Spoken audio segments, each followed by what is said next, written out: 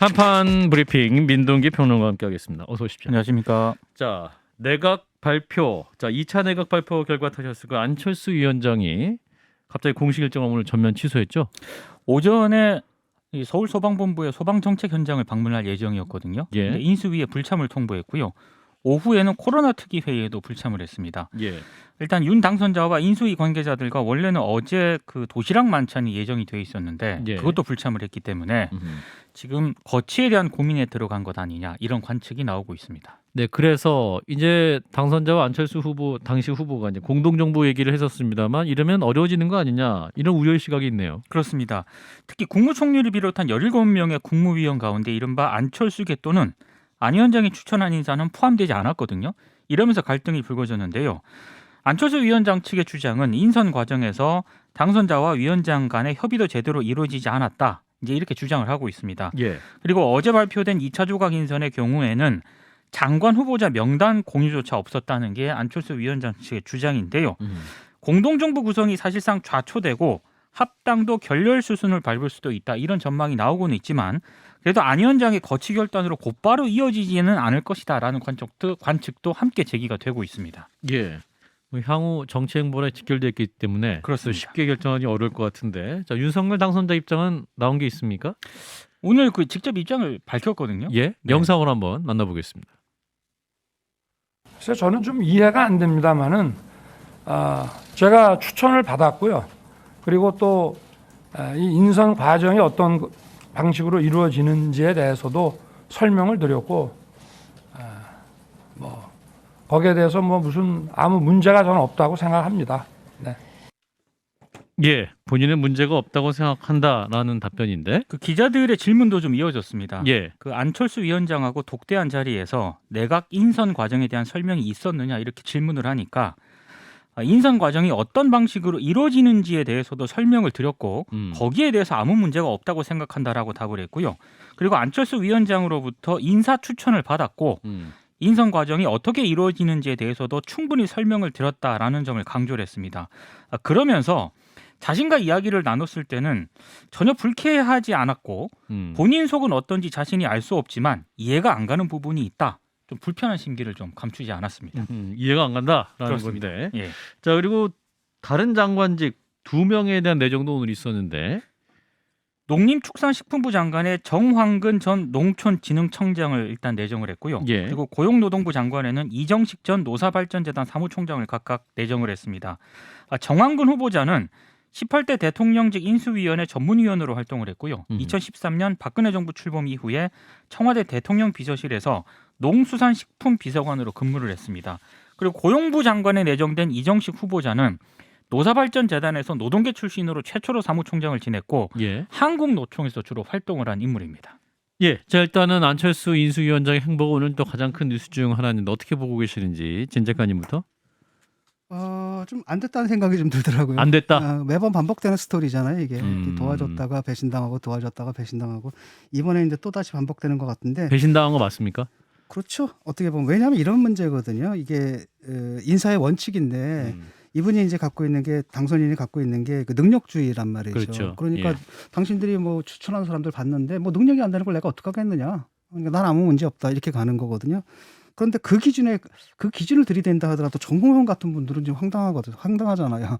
그리고 몇몇 보면은 그 기준에 봐서도 정말 고개를 갸우뚱하게 하는 분들이 많단 말이죠. 예. 그럼에도 불구하고 이거 공동 정부를 하게 됐으면 어느 정도의 안배는 돼야 되는데 이 안배 자체를 불공정하다 이렇게 몰아붙였단 말이죠. 예. 근데 그게 이제 허구성에 드러나는 게 그분이 뭐라 그랬습니까? 처음에는 그 선거 때는 30대 장관들 잔뜩 기용하겠다. 득실득실하게 하겠다. 근데 당선자가 30대 있으니까 하나도 없잖아요. 예. 근데 왜 능력대로 뽑게 되면 저절로 뭐 지역별 뭐 성별 다 할당이 이루어질 거다라고 했는데 딱 능력대로 딱 뽑아 놓으니까 그냥 60대 남자 서울대잖아요. 서울대 5, 60대 서울대 근데 출신. 이런 경우가 이제 네. 뭐가 문제냐면 일단은 첫 번째 다양성이 사라진다라는 겁니다. 그러니까 다양한 목소리가 들어오는 게 사라지게 되고 그다음에 맨날 해먹었던 분들이 또 하잖아요. 예. 그러니까 거기서 혁신이라는 거, 참신함이라는 게 나올 수 없게 되거든요. 근데 이걸 갖다 이분이 생각하는 게 능력주의고 그 엘리트주의 같은 거 있잖아요. 뭐 어느 대학 뭐 등등등등. 네. 이 기준이거든요, 결국은. 근데 그런 기준으로 하다 보니까 결국은 사실은 딴 건 몰라도 이게 여러 가지 배려를 해야 되는데 그 안배라는 게 꼭 나쁜 게 아니거든요. 그렇죠. 그런데 이 기본적인 안배는 좀 해야 되는데 그 부분이 안 되니까 이제 안철수 위원장 위원장의 입장에서는 입장에서는 굉장히 답답한 거죠.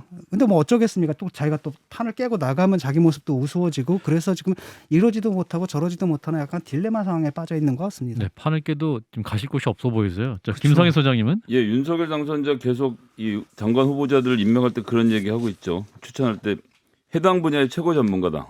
근데 윤핵관의 설명이 따라오면 얘기 확실해지는데 내가 아는 사람 중에 라는 전제가 있는 겁니다. 일단 안철수 위원장은 한 사람도 추천하지 못했다라고 말을 하고 있고 윤석열 당선자의 말을 100% 믿어서 추천을 받았다고 하더라도 안철수 위원장이 추천한 사람 자기가 모르겠죠. 내가 모르는 사람인데 그럼 자격이 없지. 이런 구조로 돌아갔을 가능성이 하나 있고요. 그다음에 오늘 답변에서 제가 되게 이상하게 봤던 부분은 이 부분입니다. 인선 과정이 어떤 방식으로 이루어지는지에 대해서 설명을 드렸고 굉장히 희한한 말이에요.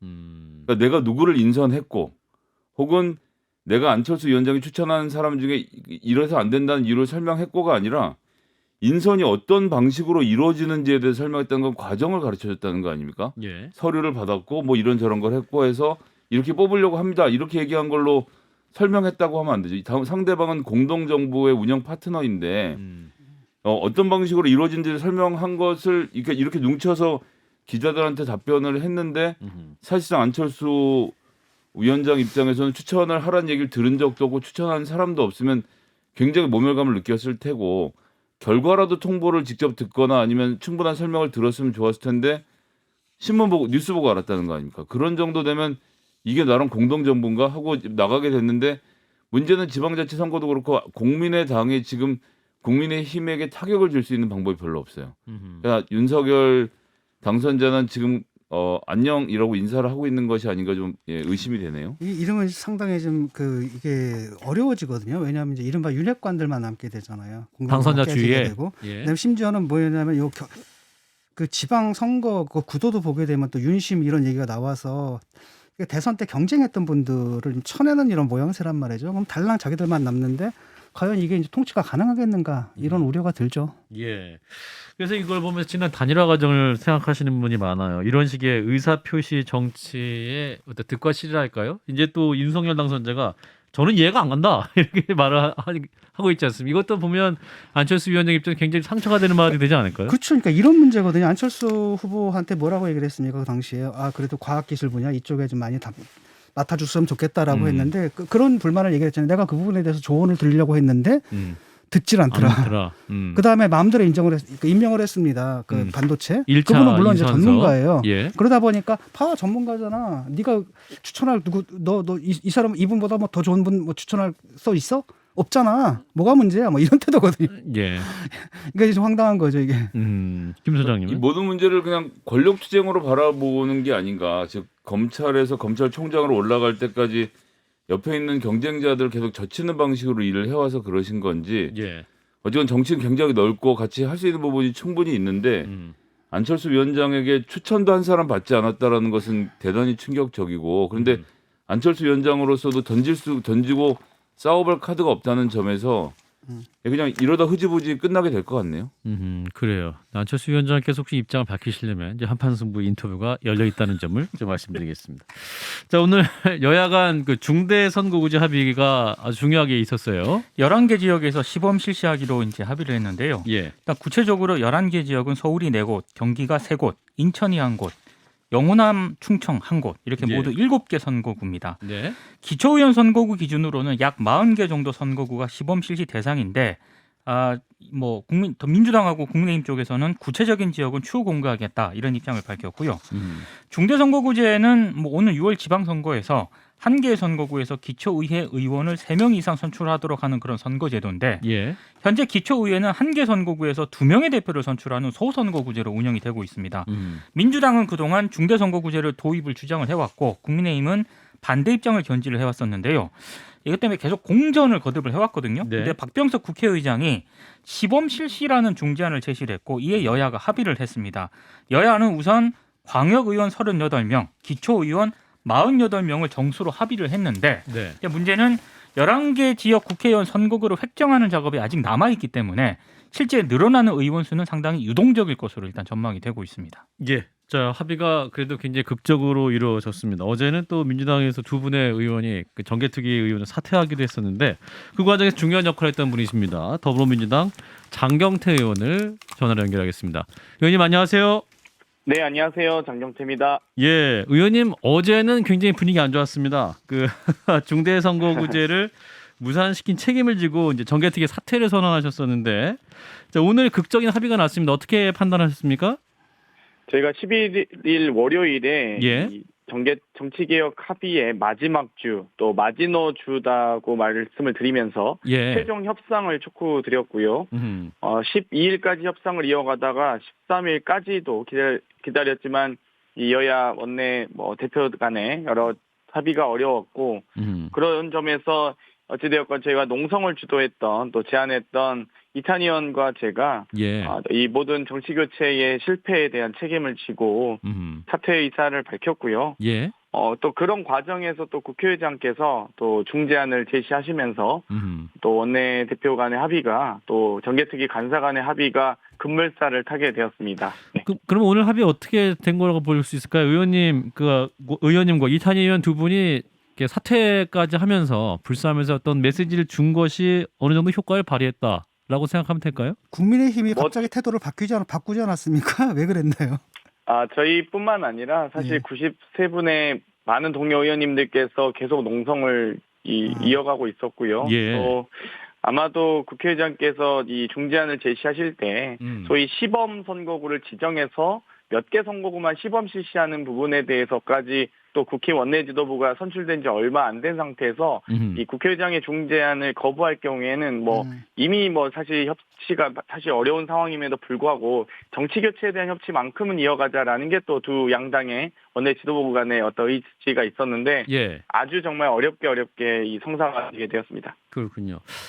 이러한 합의는 뭐랄까 우리 정치사적인 측면에서 유권자들에게도 좀 의미가 있는 합의라고 볼 수가 있겠는데 어떤 의의가 있다고 의원님 판단하십니까?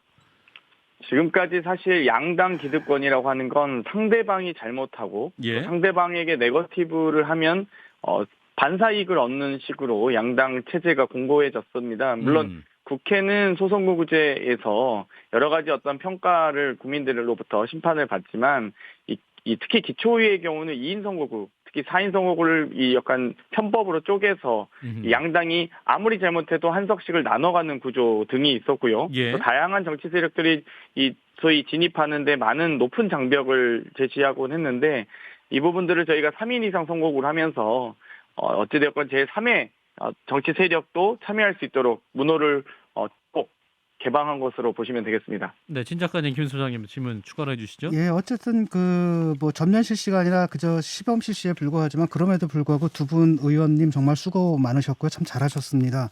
그런데 이제 오늘 합의에서 가장 중요한 내용이 11곳에서 중대선거구제를 시범 실시한다는 거지 않습니까? 근데 어느 곳으로 할지는 아직 남은 거죠? 일단 서울 4곳, 경기 3곳, 인천 1곳 등으로 이렇게 이루어져 있는데요. 11곳은 예. 아마 여야가 또 국민의힘과 저희 더불어민주당이 반반 정도 할 것으로 예상이 되고요. 일단은 지역구 국회의원 선거구 기준으로 하기 때문에 예. 일단 지역구 의원님들의 자원이 좀 있어야 될 것 같습니다. 저 같은 경우는 동대문 늘로서 저희 선거구를 이 혁신 시범 선거구로 해달라고 자원을 한 상태고요. 어쨌든 예. 많은 의원님들께서 이번 정치 교체를 바라는 또 여러 가지 어떤 이 다당제가 가능한 다양한 정치가 가능한 부분에 대해서 아마도 자원하시지 않을까라고 기대하고 있습니다. 예, 혹시 거기서 또 다른 갈등이 발생하거나 이런 건 아니겠죠? 아마도 솔직히 말씀드리면 양당 독점 체제에서 손해보는 건 어찌됐건 더불어민주당과 국민의힘이기 때문에 그렇죠. 지역구 국회의원 입장에서는 확실한 한석이 불완전한 한석으로 많이 어려움에 빠질 건 사실입니다. 내일 본회의 통과를 할 수 있을까요? 큰 문제 없을 거라고 보십니까? 일단은 이 정개특위가 10시에 예정되어 있고요. 법사위 거쳐서 이 15시에 본회의가 예정되어 있는데요. 이 11곳의 시범 실시에 대해서는 제가 보기엔 크게 문제 없진 않지 않을까 이렇게 예상하고 있어요. 여쭤보는 것은 이탄희 의원이 지금 이 문제에서 이것을 중대선거구제 하는 것과 정의당과 연동을 해서 정의당이 이 수사권 분리 법안에서 필리버스터에서 함께 민주당 편을 들어주는 것으로 묶어야 된다 이런 얘기도 좀 나오고 있는 거 아닙니까? 그 부분은 이제 정치 교체 전체 이 소위 공직선거법 개정을 하는 과정에서 전반적으로 원내 전략상 얘기하신 것 같고요. 예. 사실 그때와 좀 상황이 다릅니다. 어찌됐건 이 정치 교체안을 여야 합의 없이 정의당과 민주당이 연대 통과를 하자 이렇게 주장하면서 그 전략상 얘기한 거고요. 지금은 국민의힘과 더불어민주당이 어찌됐건 합의한 사안이기 때문에 굳이 그렇게까지 이 정의당과 어떤 여러 연대 통과까지 고려해서 할 필요는 없어진 상황입니다. 그 참 이런 언사는 좀 삼갔으면 좋겠어요. 왜냐하면 이제 정의당 입장에서는 공수처법하고 선거법하고 함께 묶었다가 그 엄청난 비난에 시달렸고 그때는 공수처법에 대해서 정의당도 찬성하는 상황이었는데 지금은 뭐 검수완박은 정의당에서 반대를 하는 상황인데 그런데 자꾸 이런 얘기가 나오니까 조금 거슬리더라고요, 저는. 네, 별개라고 생각하시면 좋을 것 같아요. 네. 예. 그리고 지금 이제 민주당의 검수완박 법안, 그리고 이제 그 당선자의 한동훈 법무부 장관 내정 인선 이거 가지고 지금 이제 국민의힘과 민주당이 굉장히 충돌하고 있는 양상 아닙니까? 그래서 이제 정의당에서는 민주당이 4월 임시국회 강행 처리 유보하고 당선자는 한동훈 장관 내정 철회를 하면 좋지 않겠느냐 이런 중재안도 지금 요구하고 있다고 하는데 이 부분은 어떻게 판단하세요? 뭐 일단 여러 가지 정치 개혁안과 검찰 개혁, 뭐 언론 개혁안 등이 좀 혼재해 있긴 합니다만 예. 이 폭풍과 가뭄 속에서도 한 송이의 꽃을 피우기 위해서 많은 분들이 또 노력하셨습니다. 아마 이 정치적으로 서로가 다른 사안에 대해서는 이 치열하게 공방도 하고 뭐 그러겠지만 예. 이 정치 교체에 대한 부분은 어찌됐건 더불어민주당과 국민의힘이 스스로의 기득권을 다소 내려놓고 제살 깎아먹기 위한 이 시범 선거구를 지정했다는 점에 대해서 또 양당이 합의했다는 점에 대해서 좀 국민들께서 높이 또 좀 소중하게 바라봐 주셨으면 좋겠습니다. 예, 아까 이제 정의당 얘기를 하실 때 어떤 정치적으로 어떤 검수완박 법안을 위해서 정의당의 협조를 요구라든지 필리버스터 관련해 협조를 요구하지 않으시겠다는 말씀이신 거죠? 뭐 그것과 별개 사안이다. 이 정치 개혁안과 예. 또 여러 가지 수사기소 분리에 대한 법안에 대해서 정의당의 협조를 요구하는 건 좀 다른 사안인 것 같고요. 예. 정의당 입장은 어찌됐건 지금 일단 나온 거 아니겠습니까? 예. 반대 의견으로. 다만 국민의힘의 이 소위 명분 없는 혹은 발목 잡기식 필리버스터에 대해서까지 찬성한 것은 아니기 때문에 네. 이 부분 또한 정의당에서 고심이 있을 거다라고 예상을 하고 있어요. 알겠습니다. 예, 당론과 상관없이 의원님 개인의 그 의견을 좀 묻고 싶은데요. 그 정의당에서 제안한 거 있지 않습니까? 양쪽 다 물러서라. 그 강행 처리하지 말고 저쪽도 내정 처리하고 여기에 대해서는 어떻게 생각하십니까? 정의당의 중재안으로서는 이 양비론이 가장 편한 방법이긴 한데요. 예. 어찌되었건 이 법무부 장관 한 명의 임명을 철회하는 것과 국회 다수당의 의견이 당론으로 집합해서 이 모아가는 과정은 분명히 큰 차이가 있다고 생각합니다. 장관 한 명의 인선으로 양보할 수 있는 사안은 아니라고 생각합니다. 알겠습니다. 의원님 말씀 여기까지 듣겠습니다. 고맙습니다. 네, 감사합니다. 네, 더불어민주당 장경태 의원이었습니다. 네, 잠깐 얘기할까요? 자, 현재 그 중대 선거구제 임시라도 좀 하게 됐다. 11개 선거구제. 그 의미 있다고 봐야 되지 않겠습니까? 김 소장님부터. 저는 기본적으로는 이 기초 같은 경우는 3명으로 늘려도 민주당이 하거나 국민의힘이 할 거라서 문제가 없는데 유일하게 문제가 생긴 데는 어디냐면 경북이나 경남, 특히 경북, 그다음 호남 지역에서 한 당이 거의 완전히 쓸어가는 경우에 예. 여기에 다른 당 사람들이 몇 명 들어오는 것을 두려워하는 것 같습니다. 아하. 이게 무슨 얘기냐면 아예 싹 일색이면 자기들끼리 뭐를 해도 되게 편안한 마음을 할 수 있는데 그런 경우에는 단 2명이라도 다른 정당 사람이 들어오는 것이 굉장히 불편해질 수 있거든요. 예. 꼭 해야 되겠네요. 불편해지게. 그러면 진짜 불편해야 같네. 됩니다. 예, 바로 이제 그 점이거든요. 그냥 가장 지역 감정이 강한 곳일수록 오히려 GDP가 굉장히 낮게 나타나고 있단 말이죠. 그건 이제 지역 정치에 해를 실정. 끼치고 있는 거고 아까 말씀하신 것처럼 한 명만 있으면 되거든요. 폭로자. 근데 그 한 명이 없어가지고 이런 일이 벌어지는데 지금은 이제 시범 실시에 불과하고 11곳밖에 안 되지 않습니까? 여기서 이제 성과를 내서 이게 전면 실시될 수 있도록 그 방향으로 가는 게 맞다고 봅니다. 네, 뭐 이번 대선에서 모든 후보들이 정치 교체, 다당제 얘기를 했습니다만 그 길로 가는 또 길목이 될 수 있길 바랍니다. 자, 역시 또 오늘은 한동훈 법무부 장관 내정, 후폭풍 그리고 검찰 수사권 피지 관련해서 여야간 시끄러웠습니다. 윤호중 민주당 비대위원장이 한동훈 법무부 장관 지명에 대해서요. 국회에 대한 선전포고라고 얘기를 했습니다. 현재도 법무부 장관은 특검을 요구할 수 있는 권한이 있는데 이 자리에 당선인이 최측근 일부에서는 황태자라고도 불리는 한동훈을 넣어서 공안 통치를 분명하게 하겠다는 의지를 표현한 것 아닌가 싶다 이렇게 얘기를 했고요. 예. 특히 이제 저지하겠다는 그런 입장을 밝혔기 때문에 한동훈 지명자가 그렇습니다. 예. 국회 인사청문 과정에서 여야 간의 격한 충돌이 예상이 되고 있습니다. 음흠. 그리고 지금 민주당이 추진하고 있는 검찰 수사권 폐지 이 법안과 관련해 가지고 윤 위원장이 모든 일에는 때가 있고 시기를 놓치면 더할 수가 없다면서 일각에서 신중론이 제기가 됐었는데 입법 강행 의지를 다시 한번 확인을 좀 했습니다. 그렇군요. 국민의힘 쪽은 어떻게 반응 나오고 있습니까? 이준석 국민의힘 대표는 일단 오늘 그 최고위원 회의에서요 한동훈 후보자에 대해서는 당에서 인사청문회를 통해 철저하게 뒷받침하도록 하겠다 이렇게 입장을 밝혔고 예. 특히 민주당이 한동훈 후보자에 대해서 우려하는 것은 과거 법무부를 장악하고 잘못된 방식으로 검찰에 압력을 가하려고 했던 과거에 대한 두려움이다 이렇게 얘기를 했습니다. 예. 일단 법무부가 오늘 한동훈 후보자의 인사청문회 청문 준비단을 꾸리고요. 총괄팀장에 신자용 서울고검 송무부장을 선임을 했는데 예. 이 신자용 부장검사 같은 경우에는 한동훈 검사장이 서울중앙지검 3차장일 때 당시 직속인 특수일부장을 맡았던 그런 인물입니다. 최측근 중에 하나다. 최측근입니다. 오른팔이라고 언론들이 얘기를 하고 있습니다. 예, 뭐 가까우니까 뭐 같이 일을 할 수 있을 것 같은데. 네.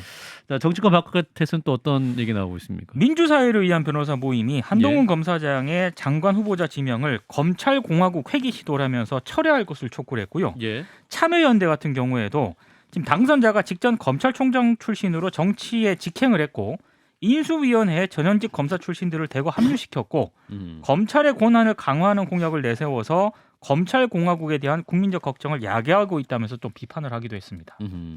자, 이 가운데 법안이 강행 처리가 시도될 경우에 이제 국회의장 입장도 주목받죠. 박병석 의장. 근데 이제 해외 순방 얘기가 있네요. 23일 출국을 해서요. 미국 워싱턴 DC하고 캐나다를 순방하고 다음 달 2일 귀국할 예정인데 예. 근데 민주당이 검찰개혁 법안 처리 방침으로 여야가 충돌하는 시점이기 때문에 조금 논란이 예상이 된다. 이렇게 이제 기자들이 질문을 했는데 예. 현재로서는 순방을 취소할 계획은 없다라는 일단 입장이 언론을 통해서 보도가 됐고요. 예. 민주당이 내일 공직선거법 개정안 등을 처리하기 위한 국회 본회의에서 22일까지 회기를 일단 설정을 하고요. 예. 이후 한 2, 3일 단위로 회기를 쪼개가지고 이른바 회기 결정 안건 처리를 검토 중인데 근데 만약에 박병석 의장이 해외 출장이 실제로 이제 가게 되면은 22일 이전에 한 번 더 회기를 나눠서 법안을 처리해야 되거든요.